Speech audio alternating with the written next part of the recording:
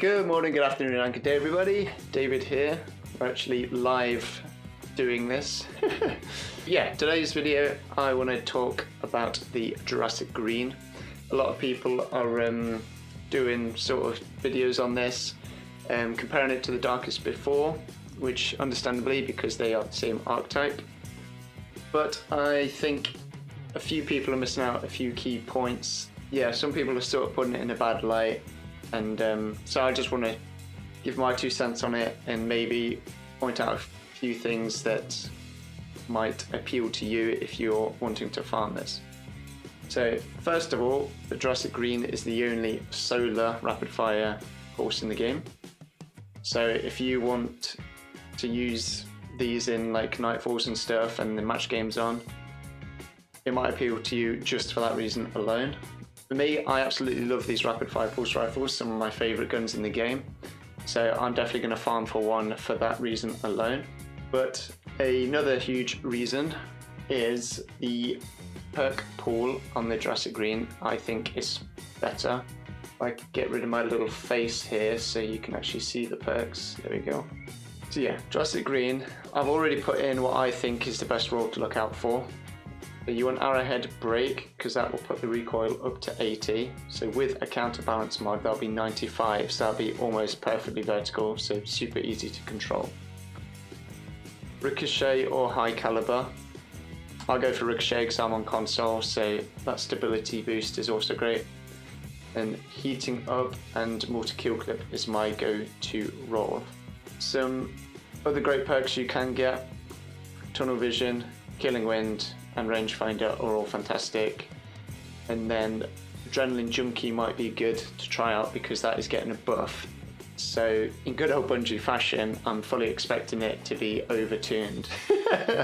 So the roll you actually get off Eva Levante, the very first roll you pick up, is the static roll that has adrenaline junkie and is very good.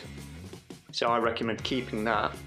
If you've already dismantled it, create another character and just do the start of the quest line and you'll get another one to drop, and then just move that over to your main character.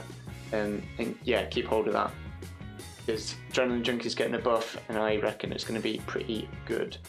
So again, comparing it to the Darkest Before. Darkest Before is a stat monster, so it has better stats across the board. But again, I think Arrowhead Break is the one you want to go for with Ricochet or High Caliber.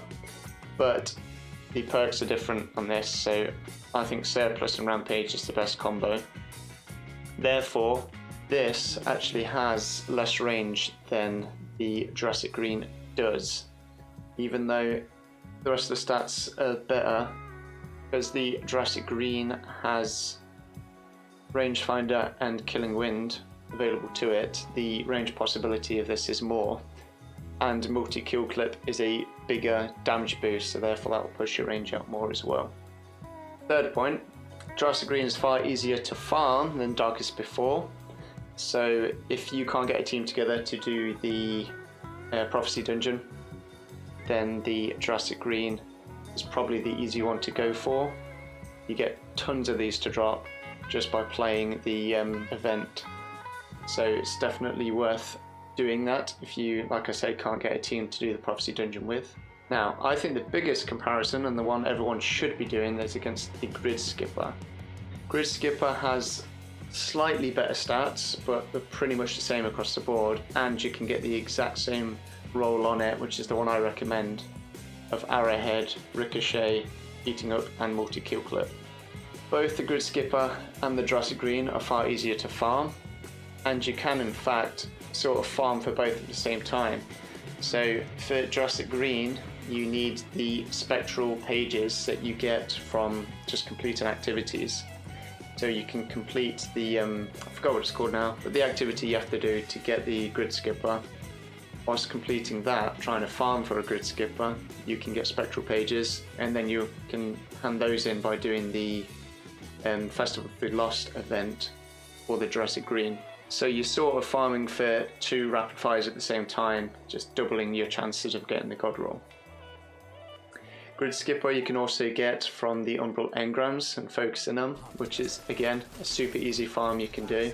So another great point is that if you don't have the grid skipper, or if you weren't playing last season, or you didn't buy the season pass and therefore can't play the event, the Jurassic Green is pretty much the exact same thing, just a solar version. So again, if you missed out on the grid skipper, you can farm for the Jurassic Green and it will do the same job. One final thing to point out, again, arrowhead break you want across all three because that bumps them all up to around 85 or so. A recoil pattern, counterbalance adds plus 15, so that will put it up to like 95 or 100. Darkest Before with arrowhead gets up to 94, so you don't necessarily need a counterbalance, but you can throw one on for that perfect 100. But I think the damage perks are better on the other two, GRIDSKIPPER and the Jurassic Green. Darkest Before will be more consistent, it's got better stats, and with surplus making it just an absolute consistency machine. So that might be better for your 3v3 modes, but I think rapid fires are just fun. Great 6v6 weapons, and let's face it, 6v6 is like 90% of the Crucible that you play. 3v3 only comes up for trials at the weekend, and I don't know about you guys, but I can only handle so much trials before I start getting annoyed facing against sweaty 3-stacks all the time.